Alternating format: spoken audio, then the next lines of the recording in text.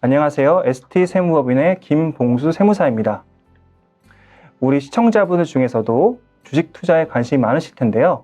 이번 프로그램은 주식 투자하는 분들이 상황에 맞게끔 적용할 수 있는 절세 방안에 대해서 상세히 설명드리고자 준비했습니다.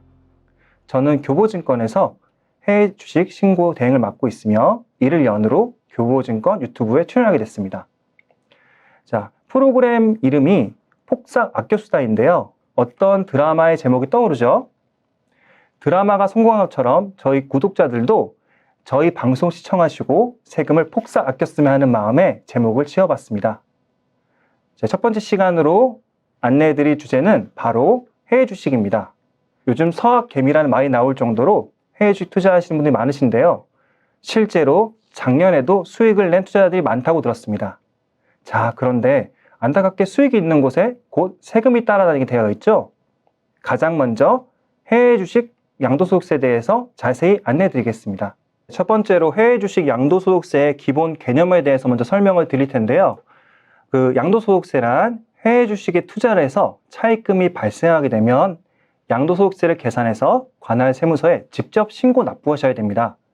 그런데 이런 양도소득세가 과세되는 해외 주식으로는 첫 번째, 외국 법인이 발행을 하고 국내 증권시장에 상장이 되지 않은 주식이 첫 번째고요. 두 번째로는 국내 법인이 발행을 하고 외국 증권시장에 상장된 주식입니다. 세 번째는 해외에 상장된 ETF, 이런 주식들을 매매하게 되면 매도일이 속하는 다음 연도 5월까지 납세자가 직접 신고 납부하셔야 됩니다. 자, 지금까지 기본적인 개념을 설명을 드렸고 지금부터 양도소득세 계산 구조에 대해 설명을 드릴 건데요. 양도소득세를 잘 아시는 분 같은 경우에는 사실 단어들이 어렵진 않겠지만 처음 들어보시는 분들 같은 경우에는 이 굉장히 단어들이 낯설 겁니다. 그런데 제가 이 프로그램을 계속 진행하다 보면 계속 반복적으로 이 단어에 대해 설명을 드릴 거기 때문에 당장은 이해가 어렵지만 점점 익숙해질 거다라고 생각하시면 될 것 같아요. 자, 제가 본격적으로 양도소득세를 계산하는 방법에 대해 설명을 드리겠습니다.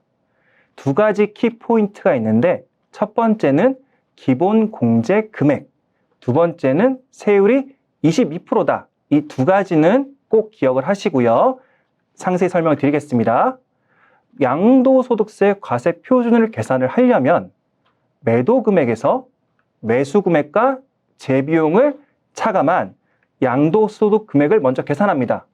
그 금액에 기본 공제 금액을 차감하게 되면 이를 양도소득 과세 표준이라 말합니다. 해외 투자자들이 그 해 주식을 양도해서 양도소득이 발생하게 되면 매년마다 250만 원씩 공제 금액이 부여되는데 이 250만 원 공제하는 금액을 저희는 기본 공제 금액이라고 지칭하고 있습니다. 네, 저희 양도소득세 계산 구조에 대해서 자세히 알아보겠는데요. 양도가액이 1억 5천이고 취득가액이 1억 원입니다. 필요용비가 없다는 전제로 계산을 하게 되면 1억 5천에서 1억을 차감하면 양도소득 금액은 5천만 원이 됩니다. 여기서 제가 키포인트라 말씀드렸던 250만 원 기본공제를 차감하게 되면 과세표준은 4,750만 원이 됩니다. 그 4,750만 원에 세율인 22%를 곱하게 되면 1,045만 원이 실제 납부할 세금이 되는 겁니다. 자, 여기서 한 가지 팁을 더 드리자면 사실 국내 주식을 거래했을 때는 원화로 거래하기 때문에 사실 환율을 걱정할 필요가 없어요. 그런데 저희는 지금 해외 주식에 대해서 언급하고 있기 때문에 환율도 굉장히 중요하다. 환율도 양도소득세 계산에 포함이 된다. 자, 그러면 어느 날짜에 환율을 적용해야 되냐? 이게 굉장히 중요할 텐데요. 보통 주식을 거래하시게 되면 매도나 매수 체결일이 있을 거고요. 그 체결일에 따른 실제 대금을 지급하는 결제일이 있을 겁니다. 과연 그러면 우리가 적용되는 환율은 매수 체결일일까요? 아니면 실제 결제하는 결제일일까요? 네, 답은 나와 있지만 실제 대금을 결제하는 날에 기준 환율을 적용해서 양도가액과 취득가액을 계산하게 되어 있습니다. 자, 여기서 세법상 이 결제일이 굉장히 중요한 의미를 하나 더 두고 있는데요. 그게 뭐냐면 실제 내가 소유한 이 주식의 양도 시기도 이 결제일을 기준으로 판단하게 돼 있다 생각하시면 될 것 같아요. 예를 들어서 내가 2024년도 12월 28일자에 주식 매도 체결을 했어요. 그런데 이 실제 결제는 2025년도 1월 2일자에 결제가 됐다는 거죠. 그러면 내가 갖고 있던 이 주식은 실제 2024년도에 판 걸까요? 2025년도에 판 걸까요? 아까 말씀드린 대로 결제일 기준이기 때문에 이 상황에서는 2025년도에 주식을 양도한 걸로 봅니다. 그렇기 때문에 양도소득이 기속되는 날짜가 결제에 따라 달라진다. 이 점도 꼭 명심하시기 바랍니다. 자, 이제 본격적으로 해외 주식 양도소득세 절세 방안에 대해서 설명을 드릴 건데요. 가장 첫 번째로 손익통산을 통한 절세 방안에 대해 설명을 드릴게요. 손익통산이 뭐냐면 같은 연도에 매도하는 해외 주식과 국내 주식의 손익은 통산이 가능한 것입니다. 만약 해외 주식에서 큰 수익이 발생했다면 손실이 난 국내 주식 또는 해외 주식을 같은 연도에 매도함으로써 통산을 시켜서 절세할 수 있는 겁니다. 그런데 모든 주식을 통산이 가능하냐? 그건 아니고요. 실제 양도소득세가 과세되는 주식만 통산이 가능합니다. 양도소득세가 과세되는 주식은 어떤 것들이 있냐면 첫 번째로 해외 주식, 두 번째로는 대주주가 거래하는 상장 주식, 세 번째로는 비상장 주식이 양도소득세가 과세됩니다. 이때 KOTC 소액주주가 장외에서 거래하는 경우는 제외하게 되어 있습니다. 가끔 이제 고객들이 전화를 하셔가지고 가끔 이제 질문하시는 것들이 뭐냐면 내가 해외 CFD를 거래를 하는데 이 CFD도 해외 주식과 통산이 가능하냐? 이렇게 물어보시는 분들이 간혹 계시는데 그러면 저희가 생각해야 될 거는 해외 CFD가 양도소득세와 과세가 되나? 고민을 해보면 과세는 돼요. 그럼 두 번째로 통산이 가능한가?를 생각해보면 통산은 되지 않습니다. 그 이유가 뭐냐면 주식과 파생상품은 다른 카테고리로 나눠져 있기 때문입니다. 그래서 주식 구분되어 있는 카테고리별로만 통산이 되는 거지 다른 카테고리에 있는 파생상품 같은 금융상품은 주식과는 통산이 되지 않는다. 이 점도 유의하시기 바랍니다. 그럼 다음 장에서 이를 토대로 예시를 보겠습니다. 자, 첫 번째 예시는 손익을 통산한 케이스예요. 두 번째 케이스는 손익을 통산하지 못한 케이스입니다. 첫 번째 손익 통산된 케이스를 보자면 해외 주식 A에는 7천만 원의 수익이 났어요.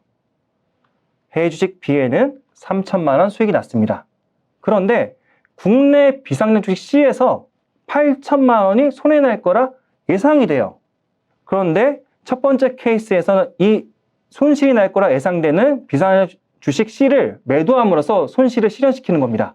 그렇게 되면 말씀드린 대로 손익은 통산이 되는 거고 7천만 원과 3천만 원에 더한 1억에 8천만 원 손실 난 거를 차감하게 되면 양도소득 금액은 2천만 원이 됩니다. 이 소득 금액에 기본 공제인 250만 원을 차감하게 되면 과세 표준은 1,750만 원이 되는 거고요. 이 과세 표준에 22%를 곱하게 되면 실제 납부하는 양도소득세는 385만 원이 되는 겁니다. 자, 그런데 두 번째 케이스를 보게 되면 마찬가지 케이스인데 비상장 주식 C의 손실을 시기를 놓쳐서 실현을 못 시킨 거예요. 양도 시기를 놓친 거죠. 그렇게 되면 아까 말씀드린 대로 7천만 원과 3천만 원의 합산인 1억 전체에 대해서 과세가 되는 겁니다. 소득금액 1억에 기본공제 250만 원을 차감한 과세표준 9,750만 원에 세율 22%를 곱하게 되면 실제 납부하는 양도소득세는 2,145만 원으로 굉장히 많이 늘어나게 되겠죠. 자, 이처럼 양도 시기에 맞춰서 손실난 주식을 처분하는 것도 굉장히 절세 방안에 포함이 되는데, 자, 한 가지 더 팁을 드리자면 반대의 케이스도 있을 수 있어요. 예를 들어서 비상장 주식 C가 손실이 확정이 된 거예요. 그런데 우리는 해외 주식 A에는 7천만 원 이익이 날 거라고 예상이 되는 거예요. 그런데 투자자는 계속 수익이 나다 보니까는 이 주식을 팔기 싫은 거죠. 그랬을 경우 어떻게 하냐? 해외 주식 A를 매도하자마자 바로 재매수하는 것도 굉장히 좋은 절세 방안이 됩니다. 그 이유가 무엇이냐면 실질적으로 해외 주식 A를 처분하게 되면, 매도하게 되면 실제 7천만 원의 수익은 실현되는 거죠. 그렇게 되면 이미 손실이 난 8천만 원과 통산이 되기 때문에 절세가 되는 거고요. 이 해외 주식 A를 추후에 양도하게 되면 이 7천만 원의 수익이 늘어난 만큼 재매수를 했기 때문에 취득가액이 올라가게 되어 있습니다. 그렇기 때문에 추후에 양도를 하더라도 이 7천만 원에 대해서는 세금이 추가적으로 부과되지 않습니다. 지금까지 첫 번째 시간으로 해외 주식의 절세 방안 중 손익 통산에 대해서 얘기를 했고, 2부부터는 본격적으로 해외 주식 절세 방안에서 알아볼 텐데요. 주식을 증여하거나 다른 상품을 통해서 절세하는 방법 등 다양한 절세 방안을 소개시켜 드리겠습니다.